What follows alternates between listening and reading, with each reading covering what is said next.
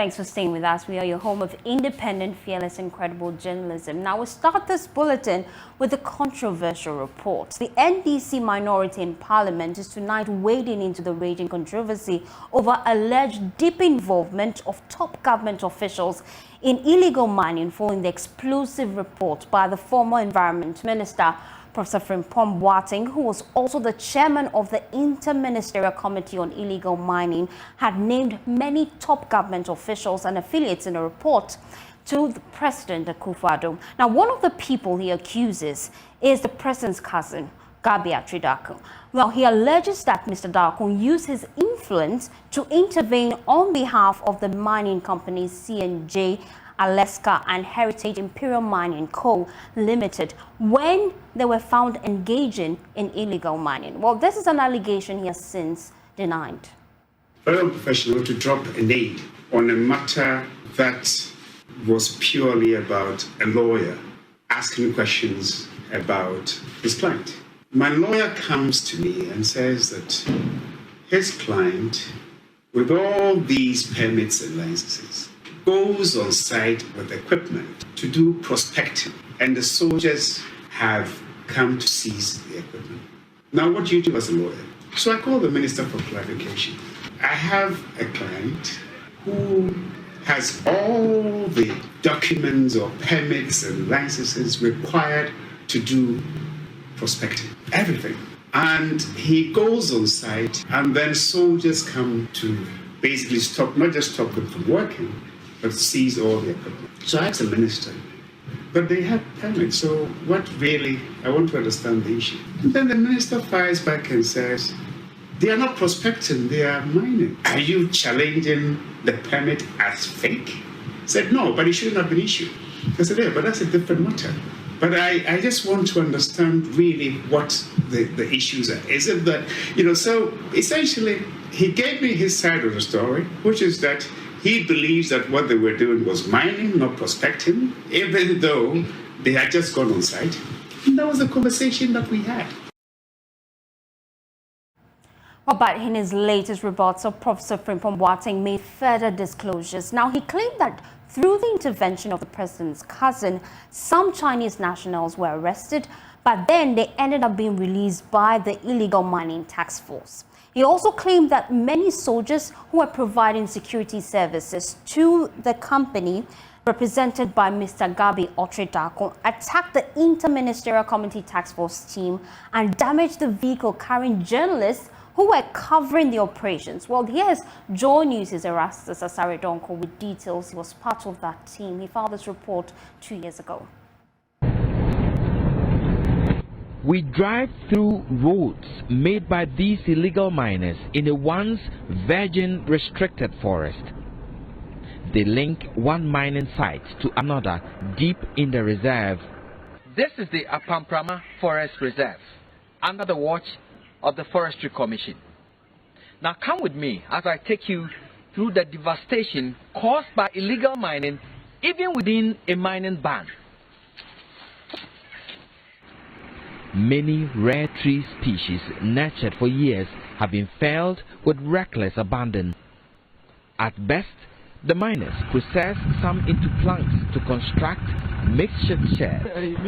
The rest of the logs are buried deep under heaps of earth created around large uncovered pits. The destruction to these virgin forests is huge, over 15 different locations, each about the size of 10 football fields combined. Several hectares of land destroyed in this manner, deep within the forest reserve. Now, many questions arise at the moment, and some of those questions are, so this devastation went on, and the Apraman Forest Reserve sites are right here. The Forestry Commission says it had no evil, it did not see anybody bringing in heavy equipment.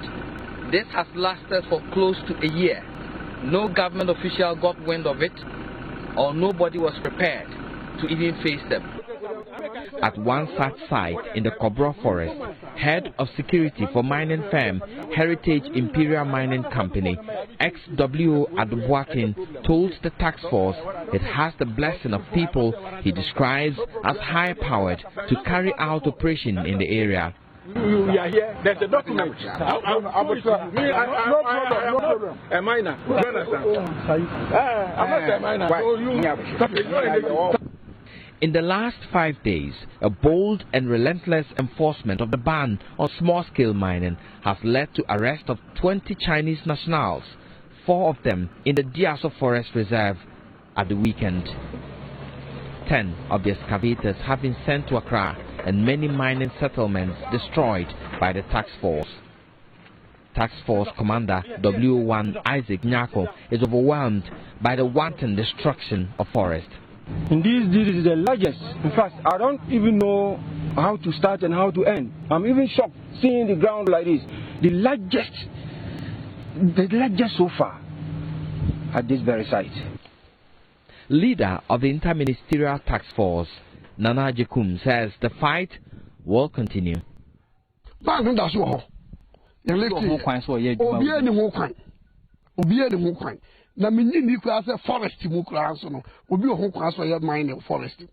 Reporting for Joy News, Erastus Asaredonko, Kumasi.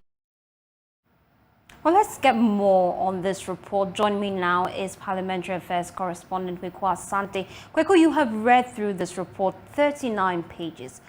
Who else has been mentioned in this report, and what are they cited for doing? So a number of persons have been mentioned by the Professor Frimpong Boateng. It talks about Gabi Asayoti, that once you've mentioned, he's denied that allegations that as lawyer for a mining firm which was involved in some illegal mining, he actually called Professor Frimpong Boateng to get this company back into the forest. He also talks about Kojo Ponkoma and a specific role. We know that Kojo Ponkoma has responded, and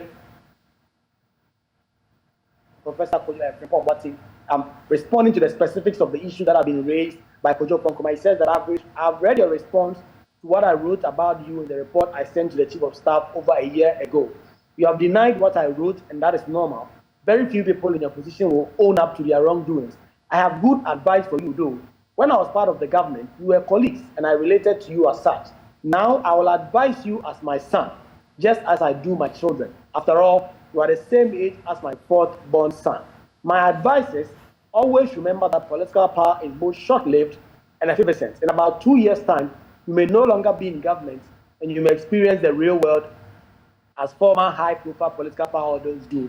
I will urge you to do your work diligently and avoid the coded and evil tactics Mr. Paul Adumotre boastfully and unashamedly told the world on Good Evening Ghana that you employ to deal with your real and perceived enemies. He also goes on to say that, in fact, there are some allegations that is going on right at the doorsteps of Kojo Ponkoma, and that indeed someone sent a certain video to him, Professor Frimpong Boateng, from Kojo Ponkoma's hometown of Galamsey that is going on, and he's urging Kojo Ponkoma to take that up and deal with it. If you go through the report, he also talks about the NPP's women organizer involved in gold mining for 30 years.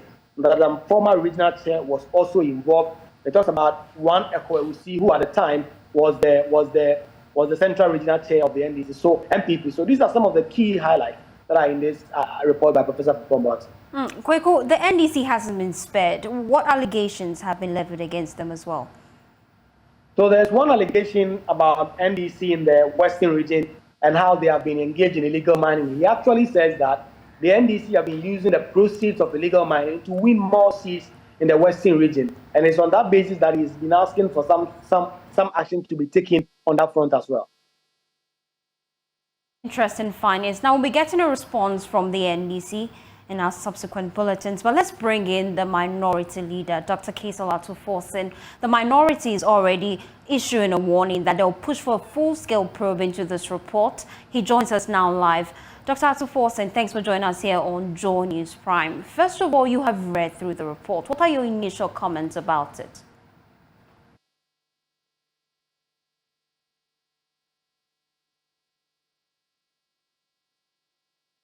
So you may have to unmute for me so that I can hear you clearly. glitch. Now, let's bring in a former flag bearer of the governing MPP, Dr. Arthur Kennedy, who says for the report to sit at the presidency for 2 years without any action is a blot on the president's integrity. Listen.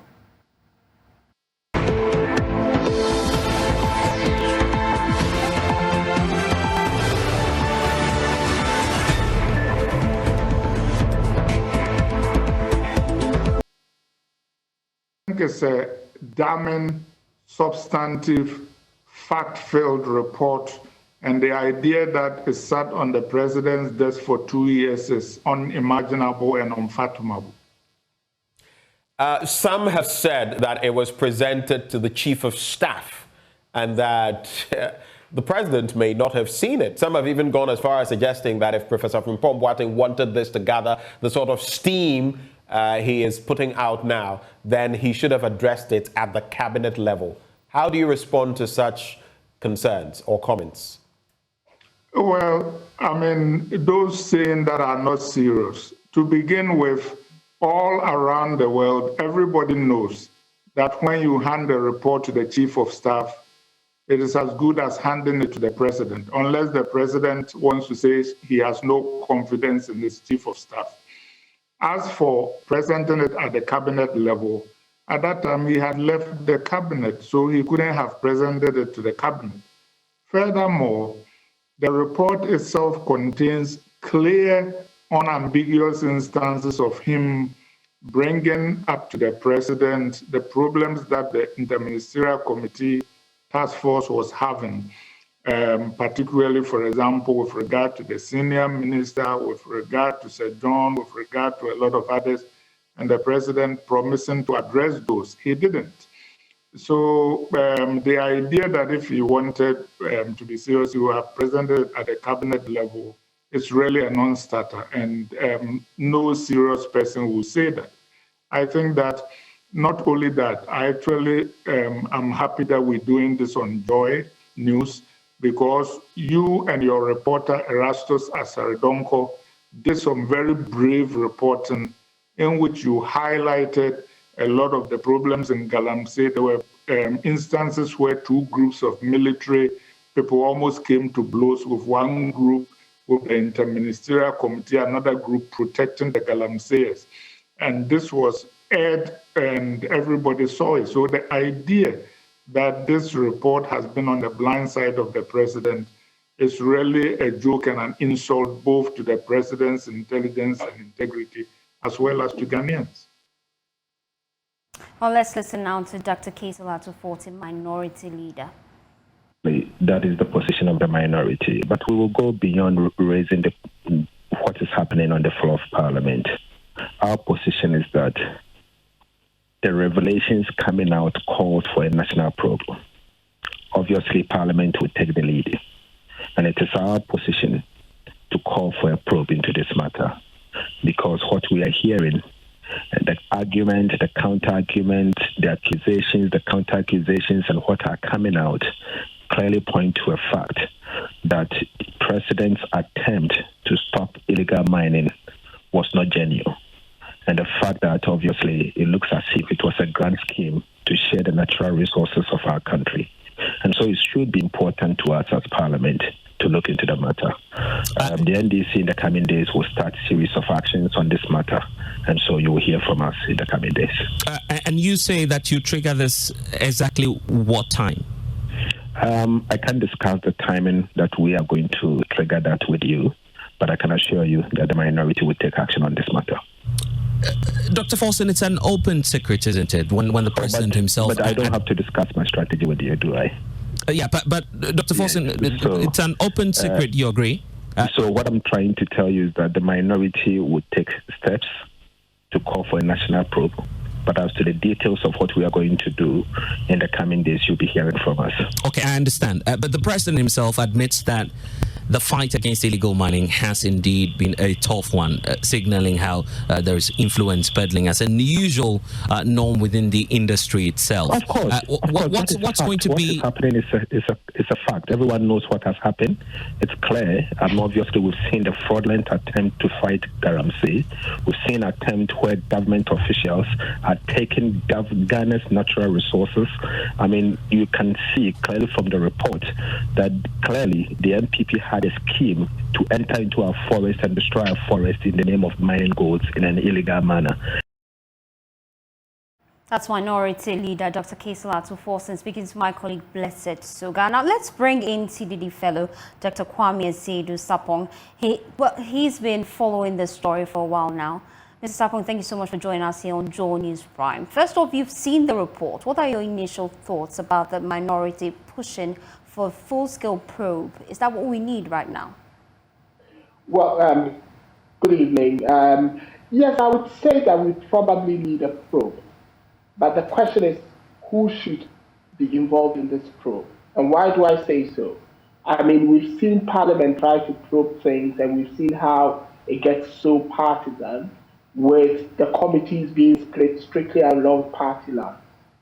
What we are seeing is the destruction of the nation's forests, water, and environmental resources. We cannot approach this with a partisan strategy. And so if Parliament is going to probe this, then they need to give us enough reason to believe that they are not going to be partisan. What are your key recommendations moving forward from where you sit? Well, is it about recommendations, or we need to go back to the drawing board? Because the truth of the matter is, ever since this report leaked, everybody has been saying, everybody in the report says that, oh, I don't know what's going on. I shouldn't have been named. But the truth of the matter is, we all see the destruction of our environment. So if nobody knows who is destroying the environment, then we have a serious problem, because we have a president who said he was going to put his presidency on the line. Yet, he responds to this report by saying it's a mixture of hearsay and all that. Today, we see a rebuttal from Dr. Frimpong Boateng putting up further and better particulars regarding some of the people who had responded to him when the report leaked. So you ask yourself, can we use this approach to fight Galamsey? And the answer surely is no. So recommending anything under these circumstances to the key players who claim, because now I don't think there's a fight, it's a claim fight, who claim to be fighting the menace, is neither here nor there. We need to go back to the drawing board and ask ourselves as a country, is this what we want to leave as a legacy to the next generation?